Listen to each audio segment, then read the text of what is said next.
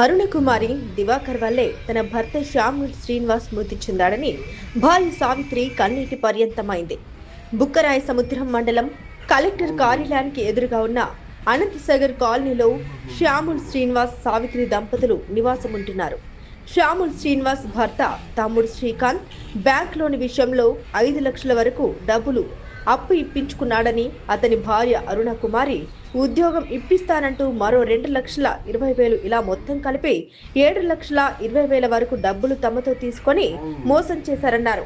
శ్రీకాంత్ మృతి చెందిన అనంతరం అరుణకుమారి డబ్బులు ఇస్తారని నమ్మబలికి ఇవ్వకుండా నిత్యం తమను ఇబ్బందులు పెడుతోందని వాపోయారు. నిన్నటి రోజున బుక్కరాయ సముద్రం పోలీస్ స్టేషన్లోనూ Arunakumari, Diwakar, Pushparaju, TT Venkatesh, Subhanu, cycle shop Ismail ఇలా కొంతమంది వచ్చి తమపై దౌర్జన్యం చేశారన్నారు. వారి బెదిరింపులు, దౌర్జన్యం వల్లే తన భర్త శ్యాముల్ శ్రీనివాస్ ఆలోచనతో గుండెపోటు వచ్చి రాత్రి మృతి చెందాడని కన్నీరు పెట్టుకుంది. ఈ విషయంలో జిల్లా కలెక్టర్కు, జిల్లా ఎస్పీకి అనేక సార్లు ఫిర్యాదు చేసినా తనకు న్యాయం జరగడం లేదని ఆవేదన వ్యక్తం చేసింది. న్యాయం కోసం పోరాడి తన భర్త ప్రాణాలే కోల్పోయామని కన్నీటితో విలపించింది. ఇప్పటికైనా పోలీసులు తమకు న్యాయం చేయాలని ఆమె కోరింది.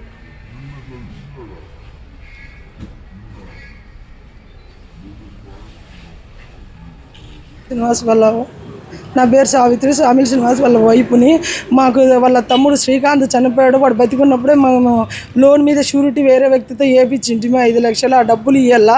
ఆ డబ్బులు ఆమె అప్పుడు ఒప్పుకునింది. దాంతోపాటు ఉద్యోగం ఇప్పిస్తామని చెప్పి కూడా 2,20,000 తీసుకునింది.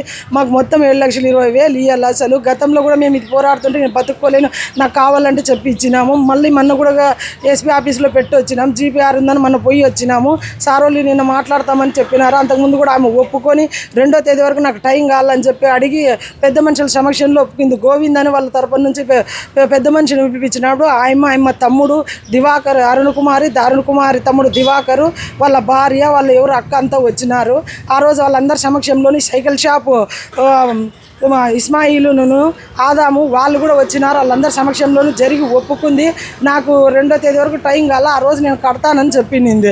మళ్ళీ సార్ వాళ్ళు పిలిపిస్తే నేను అనలేదు, చేయలేదని మాట్లాడుతుంది. నిన్న దినం కూడా సార్ వాళ్ళు రమ్మని చెప్పి మాట్లాడదామని చెప్పి మాట్లాడుతుంటే ఆయమ్మ వాళ్ళకి సంబంధించిన వాళ్ళందరినీ గుంపేసుకొని వచ్చింది. మా ఆయన పక్కకు పోతాన చేయి పట్టుకొని పీక్కొని మాట్లాడిచ్చి చేసింది. అరుణకుమారి, వాళ్ళ తమ్ముడు దివాకరు, పుష్పరాజు, ఈయన టీటీ రైల్వే దాంట్లో వెంకటేష్ అని చేస్తున్నాడు గుంతకల్ రైల్వే స్టేషన్లో. ఆయన, శుభాను, రమణ అన్న, ఇంకా మిగతా వాళ్ళు పుష్పరాజు వాళ్ళ భార్య వాళ్ళందరూ చాలా మంది వచ్చి నిన్న మా ఆయన మీద ప్రెజర్ చేసినాడు. మా ఆయన పక్కకు పోతాన్ని కూడా పిలిచి మాట్లాడి అంతా చేసి ఈరోజు ప్రెజర్ చేశాడు. మా ఆయన స్ట్రోక్ వచ్చి మా ఆయన చనిపోయాడు. మా డబ్బులు రాలే, మాకు న్యాయం జరగల, నా మనిషి పోయినాడు. వీళ్ళు నా భర్త చావుకు కారణం.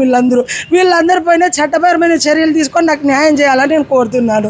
అంతేకాకుండా వీళ్ళ అన్నదమ్ములు పంచాయతీలు కూడా ప్రతిసారి వాళ్ళ కొడుకు, వాళ్ళ అన్నదమ్ము గారు, అత్తగారు, పిల్లలందరూ కూడా మా ఆయన ఎట్లా కాలో అట్లా టార్చర్ చేసి మమ్మల్ని ఎట్లా కాలో అట్లా ఇబ్బంది పెట్టినారు. చాలా మంది కూడా సపోర్ట్ వచ్చి మమ్మల్ని అన్ని విధాలుగా మమ్మల్ని ఎట్లా కాలో అట్లా చేస్తున్నాడు. మా ఆయన పాస్టర్ అని ఏమీ మాట్లాడలేడని, ఏమన్నా మాట్లాడితే పాస్టర్ కదంటే మా ఆయన నోరు నొక్కేస్తున్నాడు. మేము మీడియాకి రాలే ఏదన్నా మా ఆయన పాస్టర్ కదని ఎంత ఓపికతో అనుకొని ఉంటే ఈ పొద్దు మా ఆయన ప్రాణమే పోయింది. వాళ్ళు ఇచ్చేది ఏంది, వాళ్ళు చేసేది ఏంది, మా బతుకులు ఎట్లా? మా ఆయన మీద ఇంత ప్రాణం పెట్టుకున్నాము, యాటికి పోయినా మేము ఇద్దరం పోతుంటే మా ఆయన లేడని ఈ పొద్దు తెలిసి ఎట్లా భరించాలా నేను? వీళ్ళందరూ చేసిన ఈ పనికి వాళ్ళపైన చట్టపరమైన చర్యలు తీసుకొని నాకు న్యాయం చేయాలని నేను కోరుతాను. అధికారులు ఎంత తిరిగి, పోలీస్ స్టేషన్లు ఎంత తిరిగి, పీజీఆర్ఎస్ తిరిగి, కలెక్టర్ ఎన్ని చోట్ల తిరిగినా కూడా మాకు న్యాయం జరగలేదు. కలెక్టర్ ఆఫీస్ తిరిగినాం, ఎస్పీ ఆఫీస్, సివిల్ కేసులు అవని చెప్పి ఆయన అంతమందిని పిలుచుకొచ్చి ఈ పక్క వాళ్ళు అంతమంది పిలుచుకొని మా ఆయన గతంలో కూడా బుర్ర వగిలింది, కుట్లు ఇవన్నీ అయ్యి ప్రభుత్వ హాస్పిటల్, గవర్నమెంట్ హాస్పిటల్లో కూడా ఎమ్మెల్సీ అయింది. ఆ కేసు ఏమైంది కూడా మాకు చెప్పలేదు. మేము అయినా మా ఆయన పాస్ ఉన్నీళ్ళంటే మేము సైలెంట్ అయిపోయినాం. ప్రతిసారి మా మీద దాడి చేస్తూ మమ్మల్ని ఇబ్బంది పెట్టడమే కాకుండా మా మనిషినే లేకుండా చేసినారు. ఈ రోజు వాళ్ళు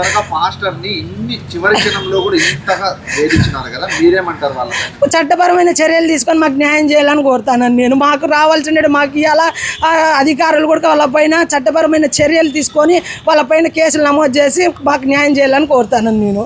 నిన్న పోలీస్ స్టేషన్లో బుక్కరాజ్ పోలీసు ఏం జరిగింది? సార్ వాళ్ళు అయితే ఇద్దరికి చెప్పారు, సార్ వాళ్ళు అయితే న్యాయమే చేశారు. వీళ్ళ అరుణ కుమార్ వాళ్ళ తరపున వచ్చిన వాళ్ళే, వాళ్ళందరూ దివాకరు వాళ్ళ భార్య పుష్పరాజు, టీటీ రైల్వే దాంట్లో గుంతకల్లో చేస్తున్న వెంకటేష్, శుభాన్ అన్న, రమణ అన్న, ఇంకా మిగతా వాళ్ళ ఆడోళ్ళు, పుష్పరాజు భార్య, మిగతా వాళ్ళందరూ కూడా వచ్చి నిన్న వాళ్ళందరూ చేశారు. అక్కడ అయిపోయిన సార్ వాళ్ళ సమక్షంలో అయిపోయినా కూడా వాళ్ళకి నచ్చినట్లు వాళ్ళు మాట్లాడుకుంటా వన్ సైడే మాట్లాడుకుంటా అయిపోయి లాయర్ అంట, అవి చెప్పు ఇవి చెప్పు అని వాళ్ళ ఉండేటే కరెక్ట్ డాక్యుమెంట్ అంట, మా పక్క ఉండేది కరెక్ట్ డాక్యుమెంట్ కాదంటూ మాట్లాడడం. మేము ఎంత చెప్తాను మా డాక్యుమెంట్ చూడకపోయినా కూడా ఆయన ఒకటే డిసిషన్లో ఉంటే మమ్మల్ని ఆయన ఇంతగా ప్రెజర్ చేసినారు. వాళ్ళందరూ ప్రెజర్ చేసి మా ఆయన మధ్యరాత్రిలో స్ట్రోక్ వచ్చి చనిపోయినాడు. మనిషి బతుకున్నప్పుడే ఇబ్బంది పెట్టారు, చనిపోయినాక పనులు అవుతాయి అనుకుంటున్నాను. దేవునికి అప్పగిస్తున్నాను. నా వరకు అయితే నేను పోరాడతాను. నాకు మీరందరూ సపోర్ట్ చేసి నాకు న్యాయం చేయాలని కోరుతున్నాను. హక్కు లేని వాళ్ళందరూ కూడా ఒక చట్టం లేకొచ్చి సలాల లేకొచ్చి నేను నా బిడ్డ నా అల్లుడు అవుతారనడము, మా అదనడము ఇదనడము నాది ఇదనడము, నాకు తెలిసిన వాళ్ళు అనడము, బంధువులు అనడము, వీళ్ళు అనడము, వాళ్ళు అనడము, మేము పిలిస్తే వస్తామనడము, అందరూ ప్రతి ఒక్కరు మమ్మల్ని ఎంతగాలో అంత ఇబ్బంది పెట్టినాయి. ఫస్ట్ నుంచి ఇప్పటి వరకు నా దగ్గర అన్ని ఎవిడెన్స్ ఉన్నాయి. దీంతో కాకుండా మా పైన SC/ST కేసు కూడా కట్టినారు.